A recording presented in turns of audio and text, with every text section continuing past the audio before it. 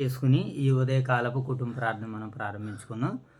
స్వరాన్ని గట్టిగా ఉపయోగించి చక్కగా దేవునికి ఇంపుగా ప్రార్థన చేసేలా ఉండాలన్నమాట. ఇంపుగా చక్కటి పదాలతో దేవుని స్తుతించాలి ప్రార్థన ద్వారాగా.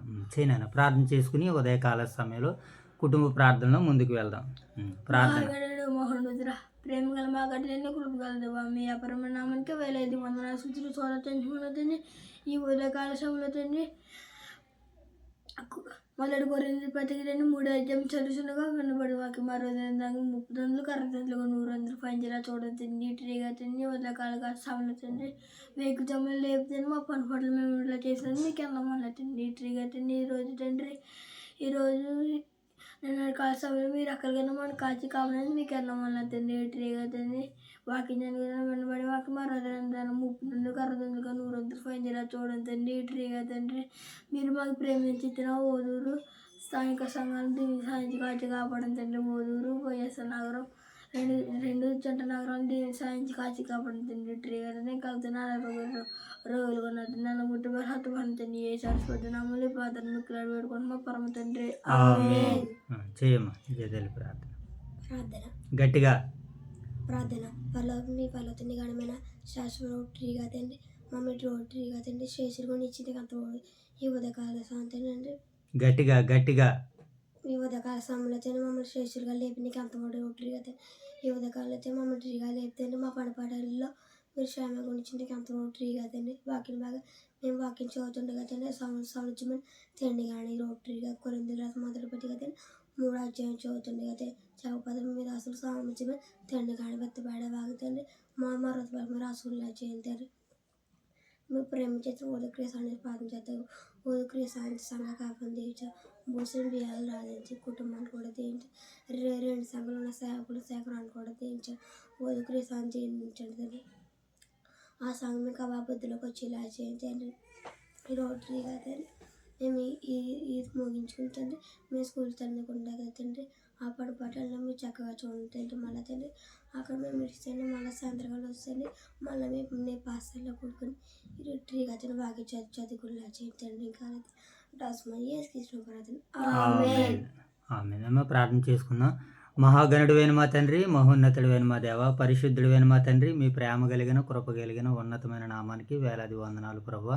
గత రాత్రి కాల సమయంలో చక్కటి విశ్రాంతిని నాయన మాకు అనుగ్రహించి తండ్రి ఉదయకాల సమయంలో సజీవులుగా లేపి ప్రభువా ఇంతవరకు ఆయా పనిపాట్లలో నాయన నీ బిడ్డలు స్కూల్కి వెళ్ళే ప్రయాణాల్లో నాయన చక్కటి సిద్ధపాటును అనుగ్రహించినందుకే కృతజ్ఞతలు తండ్రి.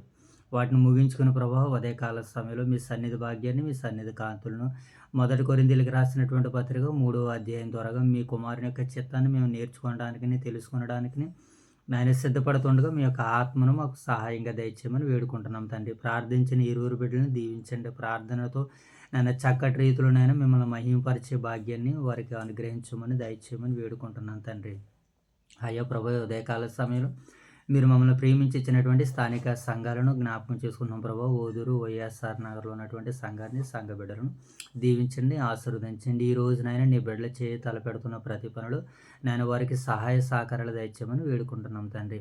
అలాగే ప్రభావ మరి యొక్క ఉదయకాల సమయంలో జరగబోతున్న యొక్క పరిచర్యనైనా మీకు మహిమకరంగా మాకు దీవెనకరంగా ఆశీర్వాదకరంగా మీరు జరిగించమని నడిపించమని మా రక్షకుడైన యేసుక్రీస్తు వారి నామంలో ఈ ప్రార్థన మీకు సమర్పిస్తున్నాము తండ్రి.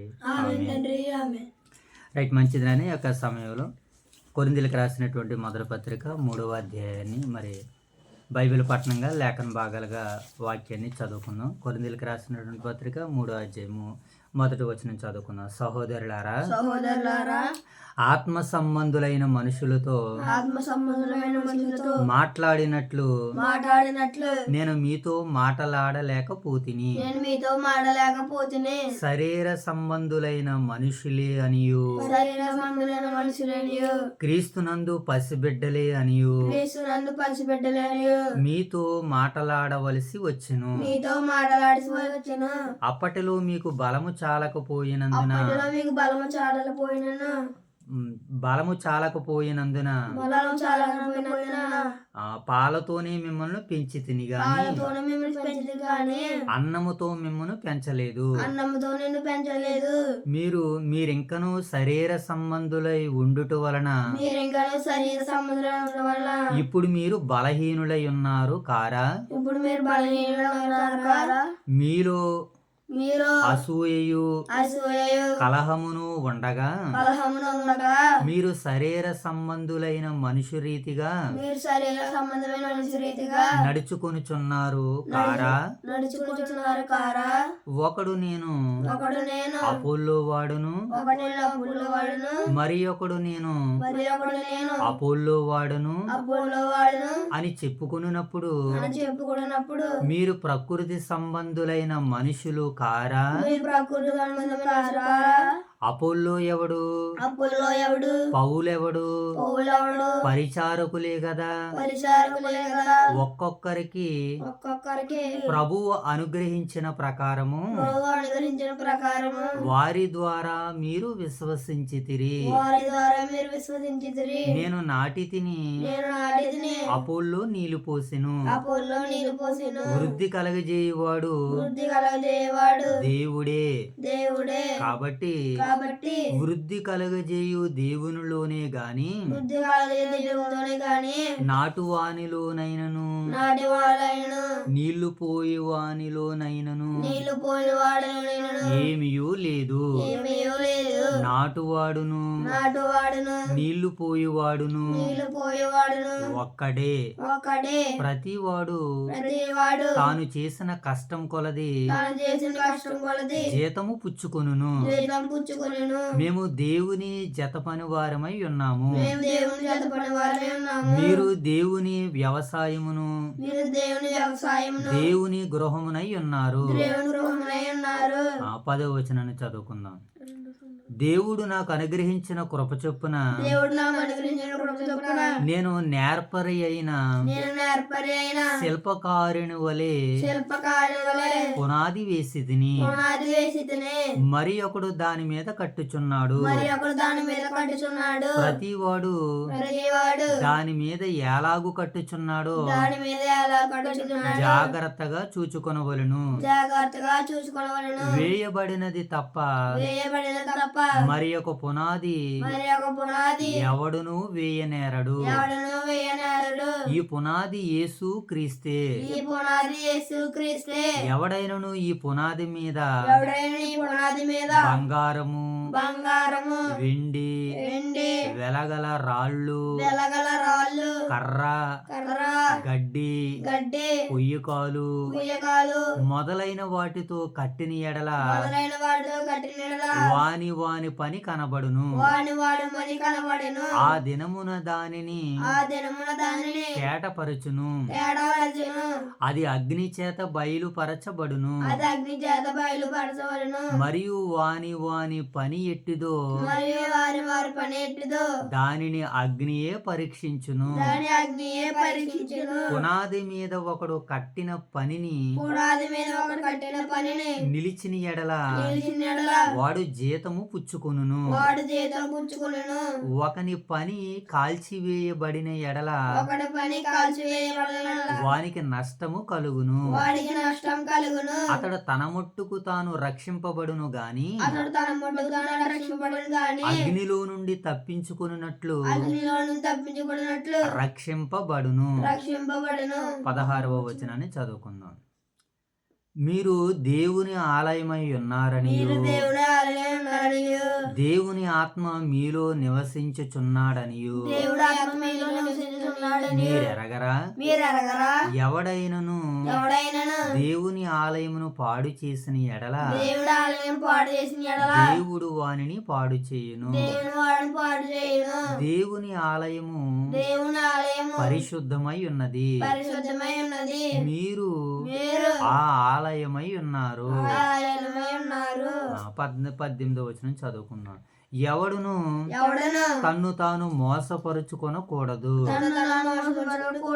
మీలో ఎవడైనను ఈ లోకమందు ఈ లోకమందు జ్ఞాని అని అనుకుని ఎడల జ్ఞాని అని అనుకుని ఎడల జ్ఞాని అగునట్టు జ్ఞాని అవునట్లు వెర్రువాడు కావలెను. వెళ్ళువాడు కావాలను. ఈ లోక జ్ఞానము ఈ లోక జ్ఞానము దేవుని దృష్టికి వెర్రితనమే. దేవుని దృష్టికి వెర్రితరమే. జ్ఞానులను జ్ఞానులను వారి కుయుక్తులో వారి కుయుక్తులు ఆయన పట్టుకొనును. ఆయన పట్టుకొనెను. మరియు మరియు జ్ఞానుల యోచనలు జ్ఞానుల యోచనలు వ్యర్థములని వ్యర్థములని ప్రభువునకు తెలియను ప్రభువునకు తెలియను అని వ్రాయబడి ఉన్నది. అని రాయబడి ఉన్నది. కాబట్టి ఎవడును మనుషులు యందు అతిశయింపకూడదు. మనుషులను ఆశింపకూడదు. సమస్తమును మీవి. సమస్తము మీవి. పౌలైనను పౌలైనను అపోల్లో అయినను అపోల్లో అయినను కేఫా అయినను కేఫా అయినను లోకమైనను లోకమైనను జీవమైనను జీవమైనను మరణమైనను మరణమైనను ప్రస్తుతమందున్నవి అయినను ప్రస్తుతమై ఉన్నవైనను రాబోవు అయినను రాబోయైనను సమస్తమును మీవి. సమస్తము మీవి. మీరు క్రీస్తువారు. మీరు క్రీస్తువారు. క్రీస్తు క్రీస్తు దేవుని వాడు. దేవుని వాడు. దేవుడి యొక్క పరిశుద్ధ వాక్యాన్ని నేడు మన వినికిడిలో 30 60 100 ఫలింపజేయను గాక. ఆమె రైట్. మంచిదినైనా మరి ఉదయకాల సమయంలో దేవతి దేవుడు మనల్ని ప్రేమించి ఉదయకాల సమయంలో మనం ప్రేమించి కొరింథీయులకు రాసినటువంటి పత్రిక 3వ అధ్యాయం ద్వారాగా ఆయన చిత్తాన్ని మనకి తెలియజేస్తుండగా మరి ఆయన చిత్తానికి మనం లోబడుతూ ఆయన చిత్తాన్ని నేర్చుకుని తెలుసుకునేటువంటి పనిలో మనందరం ముందుకు వెళ్దాం. ఈ కొరింథీయులకు రాసినటువంటి పత్రిక 3వ అధ్యాయ నేపథ్యాన్ని మనం చూసినప్పుడు పౌలు గారు ఈ కొరింథీ సంఘాన్ని అంతటినీ కూడా వీళ్ళు జ్ఞానంతో నింపబడి ఉన్నారు. వారిని లోక జ్ఞానంలో నుంచి దైవ జ్ఞానంలోనికి నడిపించడానికి చాలా ప్రయాసపడుతున్నారు. వీళ్ళందరూ జ్ఞానాన్ని బట్టి అతిశయిస్తున్నారు. దేనిని బట్టి అతిశయిస్తున్నారు నాయన? జ్ఞానాన్ని బట్టి అతిశయిస్తున్నారు. వీళ్ళు ఈ లోక సంబంధమైనటువంటి జ్ఞానంలో నుంచి ఆత్మ సంబంధమైనటువంటి జ్ఞానంలోనికి నడిపించడానికి పౌలు గారు వీరిని సిద్ధపాటు చేస్తున్నాడు. ఇక రెండవదిగా మనం ఆలోచన చేస్తున్నప్పుడు జ్ఞానమే వీరికి మూలాధారంగా కనబడుతుంది. అందుకనే ఆ జ్ఞానము కంటే దేవుని జ్ఞానం చాలా గొప్పదని పౌలు గారు 1వ అధ్యాయము 2వ అధ్యాయం ద్వారాగా ఈ లోక జ్ఞానాన్ని దేవుడు వెర్రితనంగా చేసి ఉన్నాడు. వెర్రితనంగా చేసిన జ్ఞానం కొరకు మీరు పెంపర్లాడకండి, దాని కొరకు పరిగెత్తకండి. దేవుడు అర్థమైనటువంటి జ్ఞానము దేవుడు ప్రవక్తల గ్రంథాల్లో రాయించాడు, ధర్మశాస్త్ర గ్రంథంలో రాయించాడు. ప్రభువుని యేసుక్రీస్తుల వారు సువార్తగా ఈ 3.5 సంవత్సరాల పాటు ఈ లోకంలో ఆయన ప్రకటించాడు. ఇది జ్ఞానం అంటేనే వీరిని లోక జ్ఞానం నుంచి దైవ జ్ఞానంలోనికి నడిపిస్తున్నాడు పౌలు గారు. 1-2 అధ్యాయాల సారాంశం అదే. ఇప్పుడు ఈ 3వ అధ్యాయంలో వీళ్ళు ఎలా ఉన్నారని అంటే వీళ్ళు ప్రకృతి సంబంధులుగా ఉన్నారు. ఎలా ఉన్నారు మోషబాబు? వీళ్ళు ప్రకృతి సంబంధులుగా ఉన్నారు మొదటిది. రెండవది శరీర సంబంధులుగా ఉన్నారు. ఏంటి వీళ్ళు ఎలా ఉన్నారు? ప్రకృతి సంబంధులుగా ఉన్నారు మొదటిగా. రెండవదిగా శరీర సంబంధులుగా ఉన్నారు. ఇప్పుడు వీళ్ళని ఆత్మ సంబంధులుగా చేయడానికి పౌలు గారు ప్రయాసపడుతున్నారు అన్నమాట. వీళ్ళు ప్రకృతి సంబంధులుగా శరీర సంబంధులుగా ఉన్న వీరిని ఇప్పుడు ఆత్మ సంబంధులుగా దేవుళ్ళు నిలబెట్టడానికి దేవుని జ్ఞానము, క్రీస్తు జ్ఞానము ఎంత గొప్పదో పౌలు గారు తెలియపరుస్తున్నటువంటి అధ్యాయమే ఈ 3వ అధ్యాయం అనమాట. వీళ్ళు ఎలా ఉన్నారని అంటే పసిబిడ్డల్లా ఉన్నారు, పాలు తాగేవారిగా ఉన్నారు, బలమైన ఆహారం తినేవారిగా లేరు వీళ్ళు. అందుకని మీరు ఇంకా శరీర సంబంధులుగా ఉన్నారు. ఇప్పుడు శరీర సంబంధులుగా ఉన్నవారి ఆలోచనలు ఎలా ఉంటాయో పౌలు గారు ఈ 3వ అధ్యాయంలో ప్రస్తావించాడు. శరీర సంబంధులుగా ఉన్న వారిని ఆత్మ సంబంధులుగా, ప్రకృతి సంబంధులుగా ఉన్నవారిని ఆత్మ సంబంధులుగా ఎలా తీర్చిదిద్దాడో ఈ 3వ అధ్యాయ నేపథ్యం మనతో మాట్లాడుతుంది. చూద్దామా ఇప్పుడు ఆ సందర్భాలన్నింటినీ కూడా. ప్రకృతి సంబంధులుగా ఉన్న వారిని, శరీర సంబంధులుగా ఉన్న వారిని ఆత్మ సంబంధులుగా పౌలు గారు తీర్చిదిద్దుతున్నాడు. అదే ఈ 3వ అధ్యాయ నేపథ్యం సారాంశం. ఇప్పుడు చూద్దాం మొదటి వచనం. సహోదరులారా, ఆత్మ సంబంధులైన మనుషులతో మాట్లాడినట్లు నేను మీతో మాట్లాడలేకపోతున్నాను. ఆత్మ సంబంధులైన మనుషులతో మాట్లాడినట్లుగా మాట్లాడాలి. దేవుని పిల్లలు అనగానే మనం చర్చికి వెళ్ళగానే లేదా ఇద్దరు ముగ్గురు ఎక్కడైతే మనం కూడుకుంటున్నామో మనము శరీర సంబంధులం అన్నటువంటి విషయాన్ని మర్చిపోవాలి. అస్సలు జ్ఞాపకం రాకూడదు అది. దేవుడు అది మనకందరికీ దయచేయునుగాక. ఆమేన్. మనము ఆత్మ సంబంధులమని గుర్తిరిగి దేవునితో భయభక్తులు కలిగి దేవునితో సంబంధం కలిగేటట్టుగా ఉండాలి. ఇక్కడ పౌలు గారు కూడా ఏమంటున్నాడంటే, ఆత్మ సంబంధులైన మనుషులతో మాట్లాడినట్లు నేను మీతో మాట్లాడలేకపోతిని అని అంటున్నాడు. కారణం ఏంటి? వీళ్ళు శరీర సంబంధులుగా ఉంటే ఆత్మ సంబంధమైనటువంటి సంగతులు ఎలాగ అర్థమవుతాయి వాళ్ళకి? అందుకనే మీరు ఆత్మానుసారులుగా ఉండాలి అని ఇక్కడ పౌలు గారు మాట్లాడుతున్నారు. కానీ వీళ్ళు ఎలా ఉన్నారు? వీళ్ళు శరీర సంబంధులుగా, ప్రకృతి సంబంధులుగా ఉన్నారు. అదే అంటున్నాడు పౌలు గారు. చదువుదాం. సహోదరులారా, 3వ వచనం చదవాలి. సహోదరులారా, ఆత్మ సంబంధమైన మనుషులతో మాట్లాడినట్లు నేను మీతో మాట్లాడలేకపోతిని. శరీర సంబంధులైన మనుషులే అనియు క్రీస్తునందు పసిబిడ్డలే అనియు మీతో మాట్లాడవలసి వచ్చింది. మీరు ఇంకా ఎలా ఉన్నారు? పసిబిడ్డలుగా ఉన్నారు. పసిబిడ్డలు ఏం చేస్తారు? బలమైన ఆహారం తినగలరా? వాళ్ళు పాలు మాత్రమే తాగగలరు. పౌలు గారు, పీతరు గారు కూడా అంటారు, నిర్మలమైన పాల వలన, వాక్యం వలన మీరు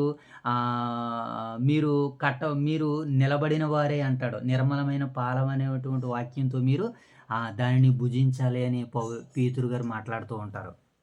ఇక్కడ పౌలు గారు కూడా మాట్లాడుతూ అంటున్నాడు, శరీర సంబంధులైన మనుషులు అని క్రీస్తునందు పసిబిడ్డలని మీతో మాట్లాడవలసి వచ్చును. అప్పట్లో మీకు బలము చాలకపోయినందున పాలతోనే మిమ్మల్ని పెంచితిని కానీ అన్నముతో మిమ్మల్ని పెంచలేదు. మీరు ఇంకనూ శరీర సంబంధులై ఉండుట వలన ఇప్పుడును మీరు బలహీనులై ఉన్నారు. వీళ్ళు ఎందుకు బలహీనులుగా ఉన్నారో? పెద్దవారే పాలు తాగుతున్నారు అనుకో, బలం ఎక్కడ వస్తుంది? బలమైన ఆహారం వీరు తినాలి. బలమైన ఆహారం వీరు తినట్లేదు కనుక ఎలా ఉన్నారు? వీళ్ళు బలహీనులుగా ఉన్నారు, శరీర సంబంధులుగా ఉన్నారు, పాలన మాత్రమే త్రాగుతున్నారు. అందుకనే పౌలు గారు ఈ సందర్భాలను ఎత్తి మాట్లాడుతూ మీరు శరీర సంబంధులుగా ఉన్నారని చెప్తున్నాడు. ఇంతకీ ఏ విషయాల్లో వీరు శరీర సంబంధులుగా ఉన్నారో పౌలు గారు ఈ విషయాల్ని కోట్ చేస్తూ మాట్లాడుతున్నారు. ఈ సందర్భాన్ని లేవనెత్తుతున్నాడు. శరీర సంబంధులుగా ఉండడానికి గల కారణం ఏంటంటే 3వ వచనం చదువు. 3వ వచనం చదవండి. మీలో అసూయయు కలహమును ఉండగా మీరు శరీర సంబంధులైన మనుష్య రీతిగా నడుచుకొనిచున్నారు కారా అని మరలా ప్రశ్నించాడు. వీళ్ళలో ఏముందట? అసూయ అని, ఇంకొకటి ఏముందట? కలహము. అసూయ, కలహము ఇవన్నీ ఏంటి? శరీర సంబంధమైనటువంటివి, శరీర సంబంధమైనటువంటి ఆలోచనలు. మనము ఎప్పుడు కూడా ఆత్మ సంబంధులు మనం గుర్తిరుగుతూ ఉండాలి. శరీరం మనల్ని నువ్వు శరీర సంబంధిగా అని అంటుంది, కానీ మనం వాక్యాన్ని చదువుతున్నాం, జీవాహారాన్ని మనం భుజిస్తున్నాం, దినముకు 2 పర్యాయాలు దేవుని సన్నిధిలో కొద్ది క్షణాలు మనం గడుపుతున్నాం. కనుక ఇప్పుడు మనం ఎలా ఉండాలి? ఆత్మ సంబంధులుగా ఉండాలి. ప్రతి విషయాన్ని ఆత్మానుసారులుగానే ఆలోచించాలి. ఇప్పుడు పౌలు గారు కొరింథీ సంఘాన్ని కూడా అదే నేర్పిస్తున్నారనమాట. మీలో కలహమును ఇంకా అసూయ ఉండగా మీరు శరీర సంబంధులైన మనుషులుగానే ఉన్నారు. మరి మీరు ఆత్మ సంబంధులుగా ఎప్పుడు మారగలుగుతారు? ఈ అసూయ, ఈ కలహము మీలో నుంచి పోవాలి. అప్పుడు మీరు ఆత్మ సంబంధులుగా మార్చబడతారో, మీరు ఆత్మ సంబంధులు అవుతారని పౌలు గారి వారికి వాక్యాన్ని బోధిస్తున్నాడు. కింద ఇంకేమన్నాడో చూడండి. ఎందుకు వీళ్ళకి అసూయ, కలహం వచ్చిందని అంటే, కొంతమంది కొరింథీ సంఘంలో కొంతమంది ఎలాంటి వారు ఉన్నారని అంటే, నేను అపోల్లో వాడును, నేను పౌలు వాడును, నేను కేఫా వాడునని భేదాభిప్రాయాలు, వర్గాభిప్రాయాలు చేస్తున్నారు కొంతమంది, వారికి ఉన్నటువంటి పాండిత్యంతో, వారికి ఉన్నటువంటి జ్ఞానంతో. కనుక ఇప్పుడు పౌలు గారు ఆ సమస్యను పరిష్కరిస్తూ మాట్లాడుతూ, పౌలు ఎవడో, కేఫా ఎవడో, అలాగే అపోల్లో ఎవడో, వీళ్ళందరం కూడా వాక్యం చెప్పినటువంటి వారమే కదా. మేము నాటాము, దేవుడు నీరు పోసాడు, వృద్ధి కలగజేయవాడు దేవుడే తప్ప మేమెవరం కాదు అని పౌలు గారు వారి శరీర సంబంధమైనటువంటి విధానాన్ని, ప్రకృతి సంబంధమైనటువంటి ఆలోచనలో నుంచి ఆత్మ సంబంధమైన ఆలోచనలోనికి మారుస్తున్నాడు. కొంతమంది ఏమంటున్నారట అక్కడ ఉన్నటువంటి మనుషులు, ఒకడు చూడండి 4వ వచనం అంటే, ఒకడు నేను పౌలు వాడును, మరి ఒకడు నేను అపోల్లో వాడును అని మీరు చెప్పినప్పుడు ప్రకృతి సంబంధమైన మనుషులు కారా? అపోల్లో ఎవడో, పౌలు ఎవడో పరిచారకులే కదా. ఒక్కొక్కరికి ప్రభు అనుగ్రహించిన ప్రకారము వారి ద్వారా మీరు విశ్వసించిదిరి. 6వ వచనం, నేను నాటి తిని అపోల్లో నీళ్లు పోసును, వృద్ధి కలగజేసిన వాడు ఎవరట? దేవుడే. కాబట్టి వృద్ధి కలగజేయు దేవునిలోనే గాని నాటువానిలోనైనను నీరు పోయేవానిలోనైనను ఏమీ లేదు. నాటువాడును నీళ్లు పోయేవారు ఒక్కరే, దేవుడు వృద్ధి కలగజేసింది ఎవరు? దేవుడు అని చెబుతూ 8వ వచనం అంటున్నాడు చూడండి, నాటువాడును చదవాలన్నమాట. ఒక్కడే కదా, ఒక్కడే. ప్రతి వాడు తాను చేసిన కష్టం కొలది జీతం పుచ్చుకొనును. మేము దేవుని జత పని వారమై ఉన్నాము, మీరు దేవుని వ్యవసాయమును దేవుని గృహమునై ఉన్నారని పౌలు గారు వాళ్ళు శరీర సంబంధమైనటువంటి ప్రకృతి సంబంధమైనటువంటి విధానంలోనిచ్చి వారిని ఆత్మ సంబంధులుగా మారుస్తున్నాడు. కొంతమంది ఈ సమస్య వచ్చి పడింది కొరింథీ పట్టణంలో లేదా కొరింథీ సంఘంలో.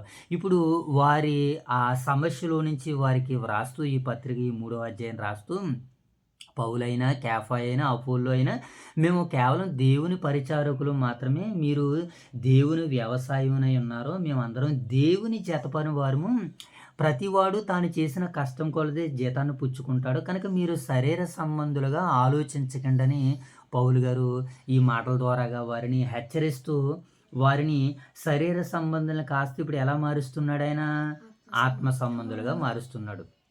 కారణం ఏంటి? వాళ్ళు పాలతోనే పెంచబడుతున్నారు. ఆ బలమైన ఆహారం వారు తీసుకోవడం లేదు. బలమైన ఆహారం తింటే వారు ఎలా ఉంటారో హెబ్రీ పత్రికలో ఒక మాట అంటాడు పౌలు గారు. హెబ్రీలకు రాసినటువంటి పత్రిక ఒకసారి మనము 5వ అధ్యాయము 11వ వచనం చదువు. ఒకసారి హెబ్రీలకు రాసినటువంటి పత్రిక 5వ అధ్యాయము 11వ వచనం చదువు. హెబ్రీలకు రాసినటువంటి పత్రిక 5వ అధ్యాయము 12వ వచనం చదువు. కాలమును బట్టి చూస్తే మీరు బోధకులుగా ఉండవలసిన వారే కానీ దేవోక్తుల్లో మొదటి మూలపాఠంలో ఒకడు మీకు మరలా బోధింపవలసి వచ్చును. మీరు పాలు త్రాగవలసిన వారే కానీ బలమైన ఆహారము తినగలవారు కారు. వారు పాలు తాగవలసిన వారే కానీ బలమైన ఆహారం తినగలవారు కారు అనంట. మరి బలమైన ఆహారం ఎప్పుడు వస్తుంది? మనము ఆత్మ సంబంధులుగా నింపబడితే బలమైన ఆహారం మనం తిన్నప్పుడు మనలో ఉన్నటువంటి కలహము, మనలో ఉన్నటువంటి అసూయ, ఇవన్నీ శరీర కార్యాలు అనమాట. ఈ శరీర కార్యాలన్నీ ఎప్పుడైతే మనం వాక్యం వింటామో ఆ వాక్యం మనలోనికి వెళ్ళి ఏం చేస్తుందంటే ఈ శరీర కార్యాలన్నిటిని కూడా విసర్జించేటట్టుగా చేస్తుంది అనమాట. ఇప్పుడు యాపరసం తాగుతారు, లేదా అది మనకి కాకరకాయ జ్యూస్ తాగుతారు. కాకరకాయ జ్యూస్ తాగగానే మన కడుపులో ఉన్నటువంటి క్రిములు, కీటకాలు, మన ఆరోగ్యాన్ని, మన బలహీనతని మెరుగుపరిచే వాటిని అన్నిటినీ మన కాకర జ్యూస్ తాగగానే శరీరంలో ఉన్నటువంటి ఆ చెడు బ్యాక్టీరియాలన్నిటినీ కూడా విసర్జించేస్తుంది కదా. అలాగే వాక్యం మనలోనికి వెళితే ఆత్మ సంబంధులుగా మనం మార్చబడతాం. ఎప్పుడైతే వాక్యం మనలోనికి వెళ్ళిందో మనం ఆత్మ సంబంధులుగా ఉన్నటువంటి మనము శరీర సంబంధమైనటువంటి కార్యాలన్నీ కూడా విసర్జించబడతాయి. శరీర కార్యాలు ఏంటి? శరీర కార్యాల గురించి ఒకసారి గలతీలకు రాసినటువంటి పత్రిక 5వ అధ్యాయం 19వ వచనం చూద్దాం. గలతీలకు రాసినటువంటి పత్రిక 5వ అధ్యాయము 19వ వచనంలో శరీర కార్యాల గురించి వ్రాయబడింది. 5వ అధ్యాయము 19వ వచనం చూద్దాం. మీరు ఆత్మచేత నడిపింపబడిన ఎడల శరీర కార్యములు స్పష్టమై ఉన్నవి. అవేమనగా జారత్వము, అపవిత్రత, కాముకత్వము, విగ్రహారాధన, అభిచారము, ద్వేషములు, కలహము, మత్సరము, క్రోధము, కక్షలు, భేదములు, మితములు, అసూయ, మత్తతులు, అల్లరితో కూడిన ఆటపాటలు మొదలైనవన్నీ కూడా ఏంటి? ఇప్పుడు ఇవన్నీ కూడా శరీర కార్యాలు. శరీర కార్యాలు ఎవరిలో ఉంటాయి? ప్రకృతి సంబంధిలో ఉంటాయి. మరి ఆత్మ సంబంధులు ఏముంటాయి? ప్రేమ, సంతోషము, సమాధానము, దీర్ఘశాంతము, మంచితనము, విశ్వాసము, సాత్వికము, ఇవన్నీ కూడా ఉంటాయి అన్నమాట. ఇప్పుడు పౌలు గారు ఈ కొరింథీలో ఉన్నటువంటి సంఘ బిడ్డలందరినీ ఎలా వారిని రూపుదిద్దుతున్నాడనంటే ప్రకృతి సంబంధులని ఆత్మ సంబంధులుగా మారుస్తున్నాడు. లోక జ్ఞానులని దైవ జ్ఞానులుగా మారుస్తున్నాడు. వీళ్ళు కొంతమంది అపోల్లో వాడును, పౌలు వాడును, కేఫా వాడును అని అంటున్నాడు. కాదు, మేమందరము దేవుని జత పనివారము. పౌలైనా, పేతురైనా, కేఫా అయినా, పొళ్ళు అయినా మేమందరం దేవుని జత పనివారము, మేము పనివారము. దేవుడే మేము వాక్యాన్ని చెబుతున్నాము, దానిని నీరు కట్టి ఫలించేది, అభివృద్ధి చేసేది దేవుడే. ఇప్పుడు ప్రతివాడు తాను చేసిన కష్టం కొలది జీతము తీసుకుంటాడు. ప్రభువు వారికి అందరికీ జీతాన్ని ఇస్తాడు. ఇదిగో నేను త్వరగా వచ్చుచున్నాను, ఎవని క్రియలు చొప్పున వానికి సిద్ధపడేటకు నా యొద్ద జీతం సిద్ధంగా ఉంది అన్నాడు ప్రభు అయిన యేసుక్రీస్తు వారు ప్రకటన గ్రంథంలో మాట్లాడుతూ. ఇలా మనం దేవుని మాటలు ఆలోచించేస్తున్నాడు. ఎన్నో విషయాలు మనకు కనబడతాయి. ఇప్పుడు 10వ వచనం చదువుదాం. 10వ వచనం చదువుదాం. దేవుడు నాకు అనుగ్రహించిన కృప చొప్పున నేను నేర్పరి అయిన శిల్పకారుని వలె పునాది వేసి తిని మరి ఒకడు దాని మీద కట్టుచున్నాడు. పౌలు గారు ఎలా చేశాడట సంఘాన్ని? నేను దేవుడు నాకు అనుగ్రహించిన కృప చొప్పున నేను నేర్పరి అయిన శిల్పకారుని వలె పునాది వేసి తిని. నేర్పరితనము. పౌలు గారు ఈ తెసలోనిక సంఘాన్ని ఎలా కట్టాడంటే నేర్పరితనంతో. ఒక మంచి శిల్పకారుడు నేర్పరితనంతో ఎలాగైతే పనిని ప్రారంభిస్తాడో, నేను ఈ కొరింథీ పట్టణంలో కూడా సంఘాన్ని కూడా నేను అలాగే స్థాపించాను. మరి ఇంకా పౌలు గారు అస్తమానం ఇక్కడ ఉండడానికి కుదురుతుందా? ఎక్కడ ఈ కొరింథీ పట్టణంలో? అందుకనే అనేకులు వచ్చి ఇక్కడ సువార్తను, వాక్యాన్ని ప్రకటించేవారుగా ఉన్నారు. ఇప్పుడు పౌలు దేని మీద బేస్ చేసి కట్టాడు? క్రీస్తును తప్ప మరెవరిని కూడా ఆయన అక్కడికి తీసుకురాలేదు. కానీ వీళ్ళు వ్యక్తుల్ని తీసుకుని వస్తున్నారు. వ్యక్తులు ప్రాముఖ్యం కాదు, దేవుడే ప్రాముఖ్యమని, మనకి మనుషులు ప్రాముఖ్యం కాదు, దేవుడే ప్రాముఖ్యమని వీళ్ళు మీరు కట్టబడుతున్న విధానాన్ని బట్టి మీరు జ్ఞాపకం చేసుకోండి. నేను కడుతున్నాను, నా తర్వాత ఇంకొకరు వచ్చి ఎవరు కట్టినా వారి వారి పనిని బట్టి దేవుడు వారికి జీతాన్ని ఇస్తాడు. మరొక మాట, ఎవరైతే కడుతున్నారో వారు జాగ్రత్త కలిగి కట్టాలి. వాక్యం అనేటువంటి దాని మీదే మనం సంఘాన్ని కట్టాలి. శరీర సంబంధంగా సంఘాన్ని కట్టిన, శరీర సంబంధంగా మన మనుషులను పోగేసుకున్న అది కొంతకాలము తాత్కాలికం మాత్రమే నిలబడుతుంది. ప్రస్తుతం నిలబడుతుంది, ప్రజెంట్ నిలబడుతుంది. ఫ్యూచర్లో నిలబడడానికి అవకాశం ఉండదు. ఫ్యూచర్లో నిలబడడానికి పౌలు గారు ఆ కట్టే విధానాన్ని చెబుతున్నాడు. నేను నేర్పరి అయిన శిల్పకారుని వలె పునాది వేసి దీని మీద ఎవడైనా కడితే వాడు పని కాపాడుతుంది. ఆ పనితనం ఎలా ఉండాలంటే, ఒకని పని అతనికి జీతం వచ్చేటట్టుగా ఉండాలి. ఆ పని కాల్చిబడేటట్టుగా ఉండకూడదు.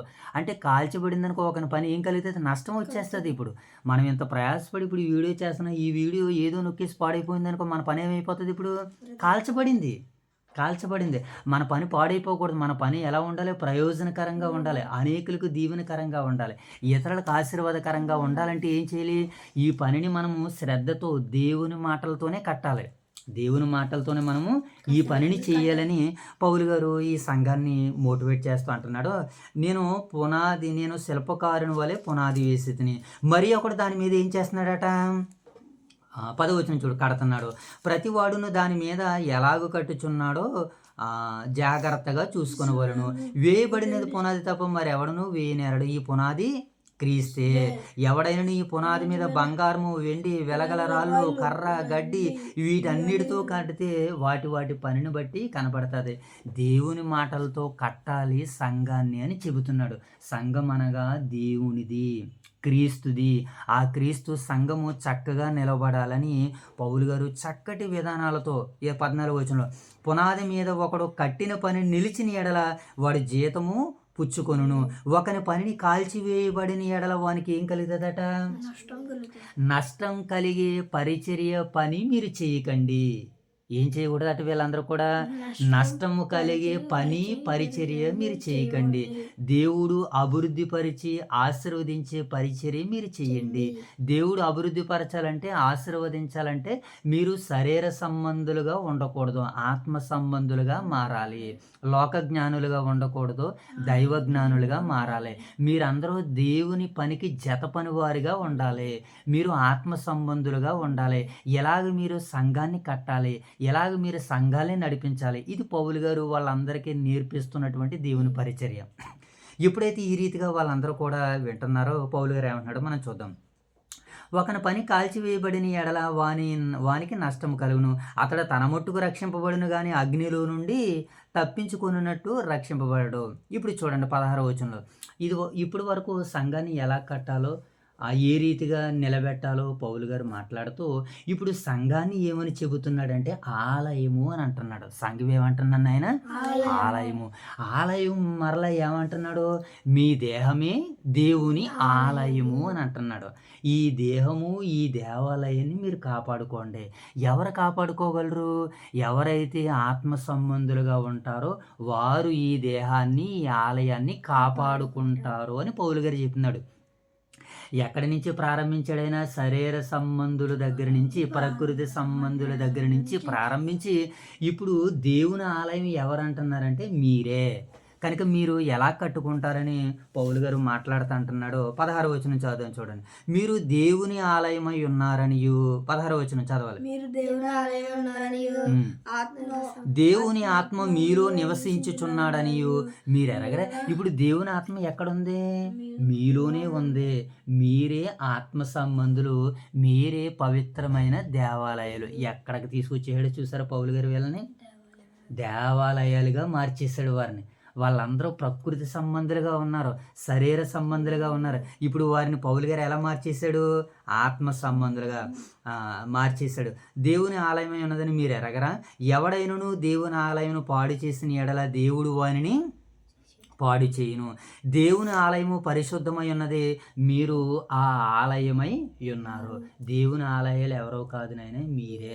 కనుక మీరు ఏ మాటలతో వాక్యం మీద మీ ఆత్మల్ని కట్టుకుంటున్నారో మీరు జాగ్రత్తగా చూడండి. సంఘంలో ఏ వాక్యం వింటున్నారో జాగ్రత్తగా చూసుకోండి. ఆత్మ సంబంధులుగా మీరు ఏ వాక్యాలను అయితే వింటున్నారో జాగ్రత్తగా చూసుకోండి అని పౌలు గారు వీళ్ళని ఆత్మ సంబంధులుగా మార్చడానికి ఎన్ని ప్రయాసపడ్డాడో, ఎంత పరిచర్య చేశాడో ఈ పత్రిక ఈ అధ్యాయాన్ని చదువుతుంటేనే మనకు అందరికీ అర్థమవుతుంది. ఇప్పుడు 18వ వచనం చదువు చివరిగా. ఎవడను తను తాను మోసపరుచుకొనకూడదు.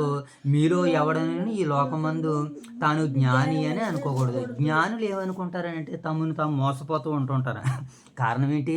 నేను ఎంత పరిచర్య చేసి ఇన్ని మాటలు చెబితే మీరు ఒక్క మాటలో తీసి పాడేసుకోకండి. మిమ్మల్ని మీరు మోసపుచ్చుకోకండి. మిమ్మల్ని మీరు ఎందుకు మోసపుచ్చుకుంటారు? మీలో మీరు జ్ఞానవంతులు అని అనుకుంటే మిమ్మల్ని మీరు మోసపుచ్చుకుంటారు. కనుక మీరు జ్ఞానులు అని అనుకోవద్దు. అంటే జ్ఞాని అగినట్టు వెర్రివాడిగా ఉండాలంటున్నాడు. వెర్రివారిగా మీరు మారాలనగా దేవుని వాక్యానుసారంగా మీరు మారాలని పౌలు గారు చెప్తూ, ఈ లోక జ్ఞానము దేవుని దృష్టికి ఎలా ఉందట? వెర్రితనంగా ఉంది. వెర్రితనంగా ఉంది. ఈ లోక జ్ఞానాన్ని దేవుడు వెర్రితనంగా చేశాడు. మరి అయితే దైవ జ్ఞానం ఎలా ఉంది? పైనుండి వచ్చే జ్ఞానము. పైనుండి వచ్చేటువంటి జ్ఞానము మొట్టమొదట పవిత్రమైనది, సమాధానకరమైనది, మృదువైనది, సులభముగా లోబడేటువంటిది, కనికరముతోనూ మంచి ఫలాలతో నిండుకుంది. అలాంటి జ్ఞానానికి మీరు వారసులు కండి, లోక జ్ఞానానికి దూరంగా ఉండండి అని అంటున్నాడు. లోక జ్ఞానము దేవుని దృష్టికి ఎలాంటిదట? వెర్రితనమే. జ్ఞానులను వారి కుయుక్తులు ఆయన పట్టుకొనును అని చెబుతున్నాడు. మరలా ఒకవేళ మీరు ఇంకా జ్ఞానాన్ని బట్టి ఉప్పొంగితే, జ్ఞానాన్ని బట్టి మీరు ఒకవేళ అతిశయిస్తే, ఈ కొరింథీ పత్రిక అంతా పౌలు గారు అదే మాట్లాడుతున్నాడు. మరలా మనకి ఆ 15వ అధ్యాయం చివరిలో మనకు కనబడుతూ ఉంటుంటుంది. ఏమండి? అతిశయించొద్దు, అతిశయించేవాడు ప్రభువునందే అతిశయించాలని. వీళ్ళ జ్ఞానాన్ని బట్టి అతిశయిస్తున్నారు. ఈ లౌకిక జ్ఞానము, లోక జ్ఞానము మనిషిని గుడ్డివాడిగా చేస్తుంది, వెర్రివాడిగా చేస్తుంది, తింగరవాడిగా చేస్తుంది. మరి దైవ జ్ఞానము, ఆత్మజ్ఞానము, దేవుని జ్ఞానము మనిషిని గొప్పవాడిగా చేస్తుంది, చైతన్యవంతుడిగా చేస్తుంది, దేవుని ముందు నిలబెడతుంది. అది పౌలు గారు చెప్తున్నాడు అనమాట. జ్ఞానులను వారు కుయుక్తులు ఆయన పట్టుకొనును, మరియు జ్ఞానుల యోచనలు వ్యర్థములని వ్రాయబడి ఉన్నది కదా. ఏమండి? మనకు అక్కడ మాట కనబడుతూ ఉంటుంది. అక్కడ యోబు గ్రంథంలో జ్ఞానులను వారు కుయుక్తులు ఆయన పట్టుకొనును. జ్ఞానులని ఏం చేస్తాడు దేవుడు? వారు కుయుక్తులు పెట్టుకుంటాడు. యోబు గ్రంథం 5వ అధ్యాయం 13వ వచనంలో మనకు కనబడుతూ ఉంటుంటుంది. కనుక మరి మనం ఎలాగ ఉండాలి? ఆత్మ సంబంధులుగా ఉండాలి. ఒకసారి కీర్తనల గ్రంథం 94వ అధ్యాయం 11వ వచనం చదివి చూడండి. చివరిగా వచనాన్ని చదివేసి మనం ముందు చేసుకున్నాం. కీర్తనల గ్రంథము 94వ అధ్యాయము 11వ వచనాన్ని చదువుకుందాం. 94వ అధ్యాయం 11వ వచనం. నరుల ఆలోచనలు వ్యర్థములని యెహోవాకు తెలిసేయున్నది. నరుల ఆలోచనలు ఏటట? వ్యర్థములు. దైవాలోచనలన్నీ కూడా దేవుడు వృద్ధి చేస్తాడు, అభివృద్ధి పరుస్తాడు, ఆశీర్వదిస్తాడు. కనుక మేము దేవుని జత పని వారమై ఉన్నాము, మీరు దేవుని గృహమును వ్యవసాయమునై ఉన్నారని పౌలు గారు ఈ మాటలన్నీ తెలియజేస్తూ దేవుడు ఏం చేస్తాడనంటే, దేవుడు విశ్వాసుల కోసం దేవుడు తన సేవకులను పిలిపించి వారికి మేలు కలిగేటట్టుగా చేస్తాడనమాట. దేవుడు ఏం చేస్తాడు నాయన? మేలు కలిగినట్లుగా దేవుడు విశ్వాసుల కోసం తన సేవకులను నియమించాడు. దేవుడు విశ్వాసుల మేలు కోసం దేవుడు తన సేవకులు నియమించాడు. ఆ మాటను కూడా మనం చూద్దాం ఒకసారి. దైవ సేవకులు విశ్వాసులకి దేవుడు మేలుగా నియమించాడు. ఆ మాటను చదివేసి మనం ముగించేసుకుందాం ఒకసారి. ఎపిసిల్కి రాసినటువంటి పత్రిక 4వ అధ్యాయము 11వ వచనం చదువుకుందాం. ఎపిసి పత్రిక 4వ అధ్యాయము 11వ వచనం చదువుకుందాం. ఎపిసి పత్రిక 4వ అధ్యాయము వెరీ గుడ్ 11వ వచనం చదువుదాం. ఎపిసి పత్రిక 4వ అధ్యాయము 11వ వచనం చదువుకుందాం. ఎపిసి పత్రిక 4వ అధ్యాయం 11వ వచనంలో పౌలు గారు ఒక మంచి మాటను వ్రాయించాడు. ఆయన మనం అందరము విశ్వాస విషయంలోనూ దేవుని కుమారుని గూర్చిన జ్ఞాన విషయంలోనూ ఏకాత్మ పొంది సంపూర్ణ పురుషులు మగ వరకు, అనగా క్రీస్తు యేసునకు కలిగిన సంపూర్ణతకు సమానమైన సంపూర్ణత కలుగు వరకు ఆయన ఎలాగూ నియమించును. పరిశుద్ధులు సంపూర్ణులగునట్లును, క్రీస్తు శరీరము క్షేమాభివృద్ధి చెందుటకును, పరిచర్య ధర్మము జరుగుటకును ఆయన కొందరిని అపోస్తులుగాను, కొందరిని ప్రవక్తలుగాను, కొందరిని సువార్తికులుగాను, కొందరిని కాపరులుగాను, కొందరిని ఉపదేశకులుగాను నియమించాడు. దేని కొరకు నియమించాడట? విశ్వాసులకి మేలు కలగడానికి దేవుడు తన సేవకుల్ని నియమించాడు. దేవుడు తన సేవకుల్ని నియమించాడు. అలా నియమింపబడినటువంటి వారిలో ఆత్మతో నింపబడినటువంటి వారు పౌలు గారు, అపోల్లో గారు, అలాగే పేతురు గారు, ఏమండి వీళ్ళందరూ కూడా ఆత్మతో నింపబడినటువంటి వారే. మరి మీరు నేను కూడా శరీర సంబంధం నుంచి ప్రకృతి సంబంధంలో నుంచి ఆత్మ సంబంధులుగా నింపబడడానికి దేవుడు తన సేవకుల్ని ఏర్పాటు చేసుకున్నాడు. వారి ద్వారాగా దేవుడు తన ఘనమైనటువంటి పరిచర్యని మనం కొనసాగిస్తున్నాడు. ఇక చివరిగా రోమపత్రిక 8వ అధ్యాయము 17వ వచనం చదువుకుందాం. రోమపత్రిక 8వ అధ్యాయము 17వ వచనం చదువుకుందాం. 17 రైట్. మనము పిల్లలమైతే వారసులము, అనగా దేవుని వారసులము, క్రీస్తుతో కూడా మహిమ పొందుటకు ఆయనతో శ్రమ పడిన ఎడల క్రీస్తు తోడి వారసులము. మనం కూడా ఎవరైనా క్రీస్తు తోడి వారసులము, దేవునికి పిల్లలము. కనుక మనం అందరం కూడా ఆత్మ సంబంధులుగా ఉండాలి. శరీర సంబంధంలో నుంచి ఆత్మ సంబంధులుగా మార్చడానికి ఆ రోజు కొరింథీయులకి పత్రిక ద్వారాగా మాట్లాడారు. ఈరోజు దేవుడు మనలో ఉన్నటువంటి ఇంకా శరీర కార్యాలని, ప్రకృతి సంబంధమైనటువంటి ఆలోచనలు దేవుడు దూరపరిచి ఆత్మానుసారులుగా, ఏమండి శరీరానుసారులుగా ఉన్నటువంటి మనల్ని దేవుడు ఆత్మానుసారులుగా చేయాలని దేవత దేవుని వేడుకుందాం. ఇదే రోమపత్రికలో మనకు కనబడుతుంది. శరీరానుసారమైనటువంటి మనసు మరణము, ఆత్మానుసారమైనటువంటి మనసు జీవమును సమాధానమునై ఉన్నది. కనుక మనం అందరం ఎలా ఉందాం? ఆత్మానుసారులుగా ఉందాము. ఏలయనగా శరీరానుసారమైన మనసు దేవుని నీతికి ఏ రీతిగా కూడా లోబడతట్టది. మరి ఆత్మానుసారమైనటువంటి మనసు ఏం చేస్తుంది? అన్నింటికీ లోబడుతుంది. దేవుని విషయాలకి మరీ పూర్తిగా శిరస్సు వంచి దేవుని మహిమ కొరకు ఎదురు చూస్తూ ఉంటుంటుంది. అట్టి ఆత్మని మీరు నేను పొందుకుందుము గాక. ఆమేన్. ప్రార్థన చేసుకుందాం. మోషుభ ప్రార్థన. మహాగణుడు మహోన్నతుడ ప్రేమ గల వాగరదని కొరకు దేవం ఈ అప్రమ నామకే వేరేది వాన సూర్యుడు తోట తెచ్చుకుంటుంది. ఈ ఉదయకాల సమలుతుంది. మీ ఆత్మ చదువుకున్న భాగ్యం మీకు ఎంత ఉంటుంది, మీరు కొనుతుంది. కొరింథీయులకు రాసిన మొదటి పత్రిక 3 తెలుగుతుంది. వెనుబడిన వాక్యం 60 100 ఫైంజిల చూడుతుంది. ట్రీకైతే నేను కలితే రోగులు కొనతాను, ముట్టుబడి మీరు ప్రేమించిన స్థానిక సంఘం జీవితానికి కాచి కావడుతుంది. నేను కలితే రోగులు కొనతాను, ముట్టుబడి హత్తుపడుతుంది. యేసుక్రీస్తు పడుతుంది. ఆమేన్. జై తల్లి ప్రార్థన. మహోన్నతుడు మీ పిల్లలకి ఘనమైన శాస్త్ర రోటరీ కదండి, ఈ రోటరీ కదండి మీరు చేసి మంచిగా అంత రోటరీ కాదు ఈ ఉదయకాల సమయంలో వేస్తండి. నీ పాసాలు కొడుకులు చేసింది అంత రోటరీ కాదండి, ఈ రోటరీ కాదండి. వాకి చదువుకుని బాగా ఇచ్చిన అంత రోటరీ కాదండి. కొరింథీయుల రాసిన మొదలు పెట్టి కదండి 3వ అధ్యాయం చదువుతుంది కదా. సంవత్సరం తిండి కానిచ్చి వెత్తబడి అవుతుంది. మరోజు రాసుల్లా చేయించండి. చెప్పదు మీ తాకు సంవత్సరం తిండి కానిచ్చింది అంత రోటరీ. మీరు ప్రేమించి ఓదు క్రీసాన్ని ప్రార్థన చేస్తుంది. ఓదు క్రీసాన్ని దీవించారు, సంఘ కాపని తీర్చవుతుంది. మోసం బియ్యాలు రాదని కుటుంబాన్ని కూడా దీవించారు. యేసుక్రీస్తు దీవించండి తండ్రి. సంఘ కాపాడు చేసి మోసం బియ్యాలు రాదని కుటుంబాన్ని కూడా దీవించారు తండ్రి. ఇంకా టెస్ట్ ఏసుక్రీస్తు పడుతుంది. ఆమేన్. మహాగణుడైన మా తండ్రి, మహోన్నతుడైన మా దేవ, పరిశుద్ధుడైన మా తండ్రి, మీ ప్రేమ కలిగిన నామానికి, కృప కలిగిన నామానికి వేలాది వందనాలు ప్రభా. ఈ సమయంలో తండ్రి ఎంతవరకు చక్కటి పరిచర్యలు మీరు మమ్మల్ని నడిపించు ప్రభా. శరీర సంబంధులు ఉన్న మమ్మల్ని మీరు ఆత్మ సంబంధులుగా మార్చినందుకే కృతజ్ఞతలు తండ్రి. ఆ రోజునైనా మరి కొరింథీ పట్టణంలో, కొరింథీ సంఘంలో ఉన్నటువంటి సమస్యలు మరి పౌలు గారు ఏ రీతిగా పరిష్కరించు ప్రభు, వారి శరీరానుసారులని ఆత్మానుసారులుగా ఎలా చేశాడు, వారి ప్రకృతి సంబంధుల్ని ఆత్మ సంబంధులుగా ఎలా మార్చాడు తండ్రి. ఇదిగో 3వ అధ్యాయాన్ని మీరు మాకు వినిపించారు, నేర్పించారు, తెలియజేశారు ప్రభు. ఈ లోక జ్ఞానము, ఈ లోక జ్ఞానం మనిషిని వెర్రితనంగా చేస్తుందని, లోక జ్ఞానులను దేవుడు తన కుయుక్తులు వారిని పట్టుకుంటాడని తండ్రి. ఇదిగోనైనా మరి 3వ అధ్యాయం ద్వారా మీరు మాతో మాట్లాడి మమ్మల్ని బలపరిచారు ప్రభు. అందుని బట్టి మీకు వందనాలు తండ్రి. మరి వారిలో ఉన్నటువంటి సమస్యలను పరిష్కరించు ప్రభు. మరి పౌలు గారు ఎంతో రీతిగానైనా కొరింథీ సంఘాన్ని శరీర సంబంధులని ఆత్మ సంబంధులుగా మార్చడానికి పౌలు గారు పడినటువంటి ఆ ప్రయాస, ఆ యొక్క కష్టాన్ని మేము గుర్తించాం ప్రభు. నేడు మమ్మల్ని కూడా స్థానిక సంఘము మమ్మల్ని శరీర సంబంధులు ఉన్నటువంటి మమ్మల్ని ఆత్మ సంబంధులుగా మార్చడానికి సంఘం కూడా నేడు ఎంతగానో సేవకులు ప్రయాసపడుతున్నారు ప్రభు. వారి మాటలు విని మేము శ్రద్ధతో, ఆసక్తితో, భయంతో, భక్తితో తండ్రి మాలో ఉన్న శరీర స్వభావాలను ఈర్ష్య, ద్వేషం, అసూయ, కలవశం, అల్లరి, చెడుతనము వీటినన్నిటినీ విసర్జించుకుని ప్రభు ఆత్మీయంగానైనా మంచితనము, విశ్వాసము, సాత్వికము, ప్రేమ, సమాధానము, సంతోషంతో మేము ఇముడు ఉండడానికి, ఆత్మ సంబంధులుగా మీరు ఎదగడానికి, ఆత్మ సంబంధులుగా ఫలించడానికి, శరీర సంబంధులుగా మరణించడానికి, తిరిగి ఆత్మ సంబంధులుగా లేవడానికి ప్రతిదినము ప్రతిరోజు వాక్యంతోనైనా మమ్మల్ని ఉదక స్నానం చేయించు ప్రభావ. మమ్మల్ని పరిశుద్ధులుగా మీ సన్నిధిలోనైనా మీ కుటుంబంలో నిలబెడుతున్నందుకే కృతజ్ఞతాస్తుతులు చెల్లించుకుంటూ ఇంతవరకు విన్న వాక్యం మా వినికిడులు నూరంతలుగా ఫలము తీసుకుంటామని వేడుకుంటూ ప్రార్థిస్తున్నాం తండ్రి. అలాగే ప్రభు ఉదయకాల సమయంలో మా యొక్క స్థానిక సంఘాలను, సంఘ బిడ్డలను, పరిచారకులను, యవనస్తుల కుటుంబాలను, పురుషుల కుటుంబాలను, పెద్దల కుటుంబాలను, దైవ సేవకుల కుటుంబాలను దీవించమని, ఆశీర్వదించమని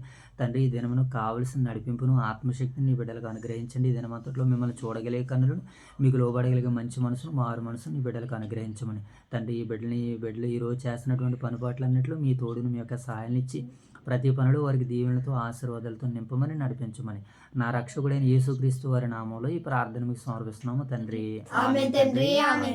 రైట్, మంచిదినైనా అందరికీ వందనాలు.